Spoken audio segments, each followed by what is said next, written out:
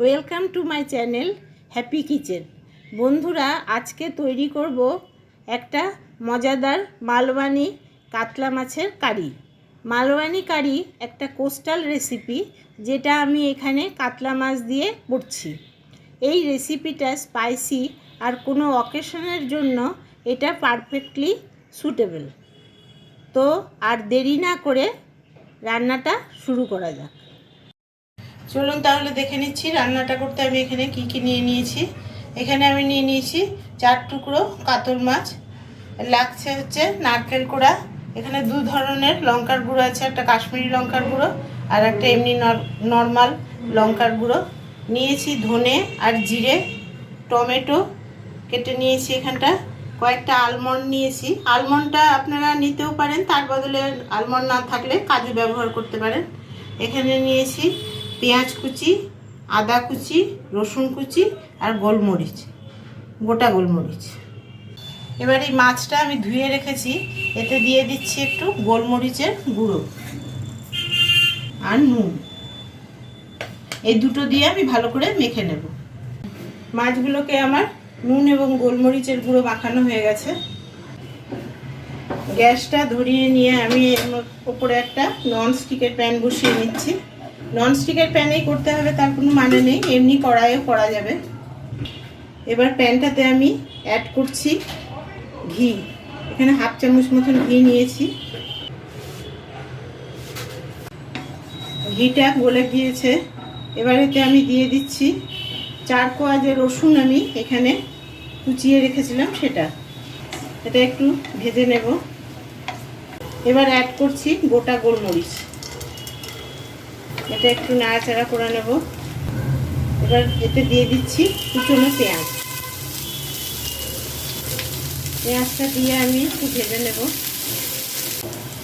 এবার আমি অ্যাড করছি এতে আদা কুচনো, সেটা দিয়েও আমি একটু নেড়ে চেড়ে ভেজে নেব হালকা মতন। এবার যে জিরে এবং ধনেটা রেখেছিলাম সেটা অ্যাড করে দিচ্ছি। কোনো মশলাই কিন্তু আমি খুব একদম কড়া করে ভাজবো না। এবার যে আমি আলমন্ডটার খোসা ছাড়িয়ে নিয়েছি জলে ভিজিয়ে, সেটা দিয়ে দেব। এটা দিয়েও আমি একটুখানি ভেজে নেব। এবার এতে অ্যাড করছি নারকেল কোড়া। আমি কিন্তু এই মশলাগুলো ভাজছি লো ফ্লেমে। এবার যে টমেটোটা আমি কুচিয়ে রেখেছিলাম সেটা অ্যাড করে দিচ্ছি। টমেটোটা লাস্টে দিতে হবে, নাহলে টমেটোর যদি জল ছেড়ে দেয় তাহলে কিন্তু কোনো মশলাই ঠিক মতন ভাজা হবে না। মশলাটা আমার পুরোটা ভাজা হয়ে গেছে। এবার গ্যাসের ফ্লেমটা আমি অফ করে দিচ্ছি। এবার আমি কিছু সময় অপেক্ষা করব এই মশলাটা ঠান্ডা হতে। ফ্রাইং প্যানে আমি দিয়ে দিচ্ছি সাদা তেল। রান্নাটা আমি সাদা তেলেই করব, আপনারা ইচ্ছা করলে সরষের তেলও করতে পারেন। তেলটা গরম হয়ে গেছে, এবার আমি মাছগুলোকে এর মধ্যে ভেজে নেব।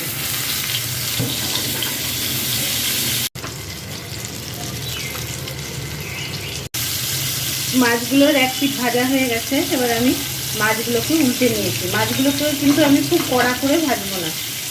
মাছ ভাজা হয়ে গেছে, এবার আমি উঠিয়ে নিচ্ছি। এখানে আমি প্রথমে অর্ধেক মশলা বেটে নেব, তারপরে বাকি অর্ধেকটা করব। তো একসাথেই করব, কিন্তু আগে এটা একটুখানি বেটে নিই। তো সামান্য একটু এর মধ্যে জল অ্যাড করব। আমি মশলাগুলোকে আমি একসাথে ব্লেন্ড করে নিয়েছি। যে ফ্রাইং প্যানে আমি মাছটা ভেজে নিলাম সেই তেলের মধ্যেই আমি আর একটু তেল অ্যাড করছি। তেলটা গরম হয়ে গিয়েছে। এবার এতে যে লঙ্কার গুঁড়োটা রেখেছিলাম সেটা আমি অ্যাড করছি।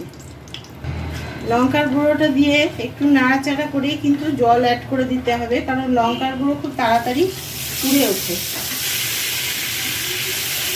এবার যে মশলাটা ব্লেন্ড করে রেখেছিলাম সেটা অ্যাড করে দিচ্ছি।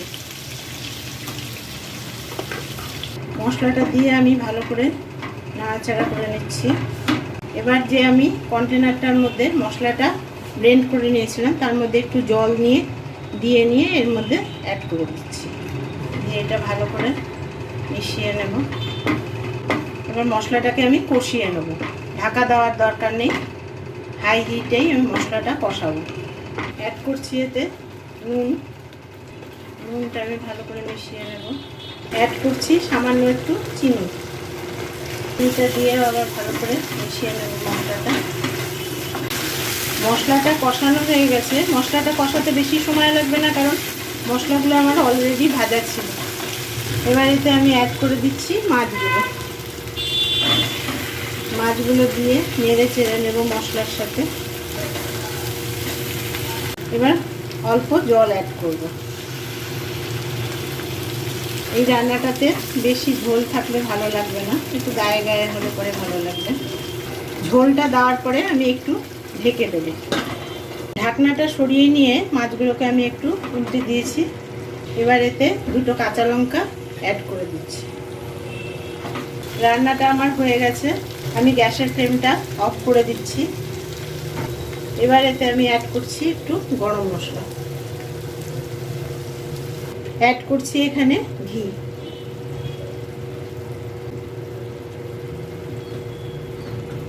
ঘি আর গরম মশলা দেওয়ার পরে এটাকে আমি 2 মিনিটের জন্য ঢাকা দিয়ে স্ট্যান্ডিং টাইমে রেখে দেবো। তৈরি হয়ে গেছে মাছের রেসিপি। আমি একটু ধনেপাতা দিয়ে এটা গার্নিশ করে একটা বোলে সার্ভ করে নিয়েছি। যদি আপনাদের এই রেসিপিটা ভালো লেগে থাকে তাহলে লাইক, শেয়ার, কমেন্ট এবং সাবস্ক্রাইব করতে ভুলবেন না। দেখা হচ্ছে পরের ভিডিওতে। Thank you.